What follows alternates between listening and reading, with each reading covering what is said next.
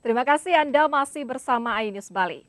Pemirsa, saat ini telah hadir bersama saya Komisioner KPU Jembrane, Koordinator Divisi Perencanaan Data dan Informasi, Niputu Angelia atau yang akrab disapa Ibu Angel ya. Betul. Om Swastiastu Ibu Angel, Om selamat pagi. Swastiastu. Bagaimana kabarnya pagi hari ini, sehat? Ya, Sungkaru sehat. Sehat. Terima kasih sudah bersedia untuk meluangkan waktunya untuk hadir di sini. Ya. Baik pemirsa, tahapan pencocokan dan penelitian data pemilih Pilkada Serentak 2020 telah berakhir pada 13 Agustus lalu. Selanjutnya akan dilakukan verifikasi pemuktahiran data dan rekapitulasi oleh petugas dan dilanjutkan tahapan pendaftaran pasangan calon pada 4 September mendatang. Dan sebelum kita berbincang lebih lanjut terkait topik kita hari ini, Pilkada Serentak di tatanan era baru. Kita simak lebih dulu tayangan berikut ini.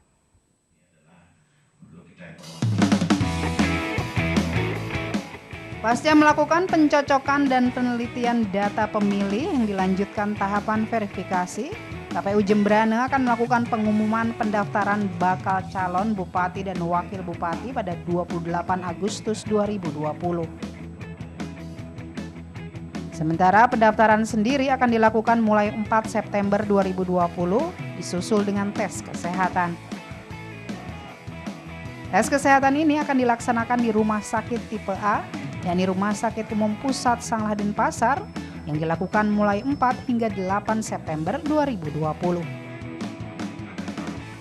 Dalam rapat, Ketua KPU Jembrane mengharapkan sebelum menjalani tes kesehatan, para bakal calon telah melakukan tes swab secara mandiri. Hal ini guna memperlancar proses tes kesehatan, mengingat tes swab dengan PCR, hasilnya memakan waktu hingga lebih dari 2 hari.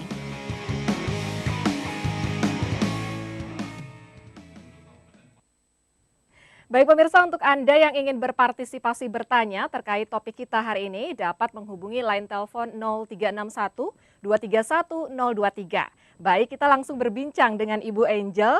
Ibu, untuk kemarin hasil tahapan pencocokan dan penelitian data itu bagaimana hasilnya untuk di KPU Jembrane dan total ada berapa desa dan data pemilih yang sudah dicoklit?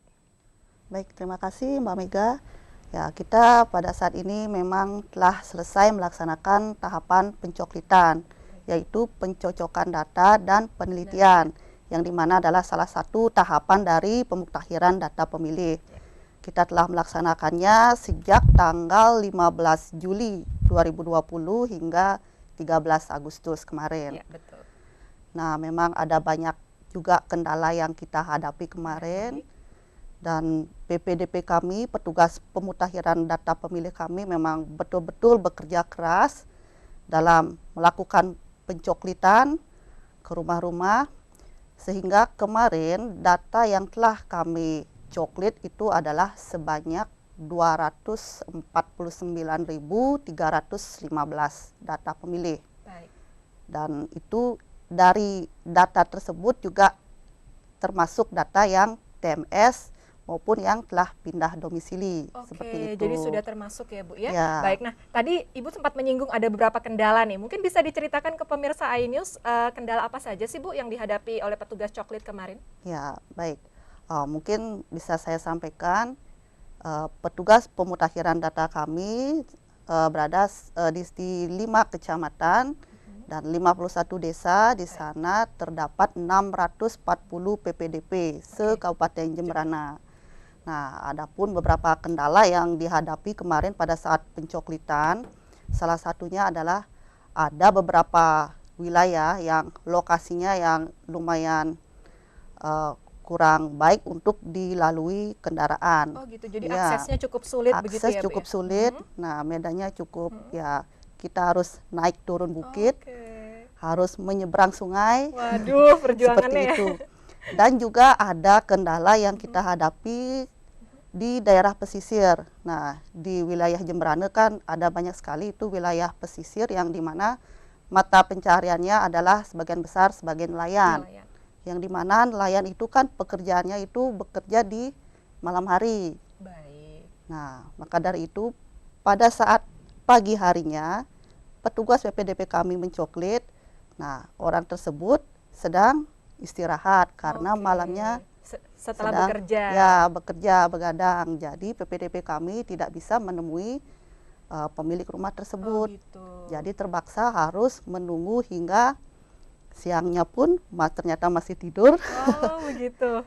Sorenya dicari ternyata sudah berangkat melaut lagi. Sudah berangkat Ya, lagi, makanya gitu. itulah kendala yang sempat dihadapi petugas PPDP kami. Itu Baik. khususnya di wilayah Pengambengan. Pengambengan. Ya, karena di sana pesisir kebanyakan mata pencariannya adalah sebagai nelayan. Baik. Ya, Nah, itulah kemudian salah satu kendala yang sempat kami hadapi kemarin. baik. Nah, kemudian kalau untuk di tengah pandemi seperti ini, apakah ada respon penolakan seperti itu, Bu, dari warga pada saat petugas coklit datang menggunakan APD seperti itu? Apakah ada penolakan atau bagaimana antusiasmenya?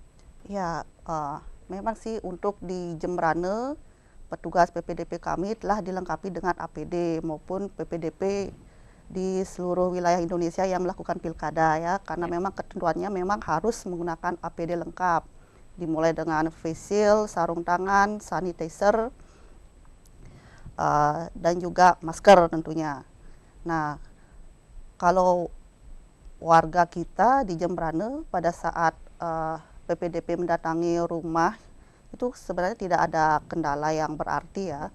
Dalam artian mereka tidak ada komplain, cuma mereka ada beberapa yang bertanya saja, ada apa ini kok tumben datang gitu, ada keperluan apa. Nah, Oke. dari sanalah PPDP kami menceritakan dan Oke. apa maksud dan tujuan untuk datang ke rumah warga tersebut. Iya. Tapi sejauh ini masyarakat juga sudah cukup berkontribusi, maksudnya mau terlibat begitu Ibu ya? Ya, Sudah cukup baik responnya cukup Ibu baik, ya? responnya cukup Baik. baik, tidak ada penolakan sama sekali. Baik. Nah, kemudian Ibu, ini kan untuk tahapan coklit ini sudah selesai di tanggal 13 Agustus kemarin. Nah, seandainya apabila ada warga pemilih yang masih belum didatangi oleh petugas coklit, misalnya seperti contoh tadi, misalnya nelayan tidak bisa ditemui, seperti itu. Nah, ini bagaimana Bu? Kemana mereka harus pergi atau datang untuk bisa mendaftarkan dirinya? Oke, mungkin jangan dijawab dulu Ibu, ditahan dulu. Kita akan jawab setelah break yang satu ini Ibu ya.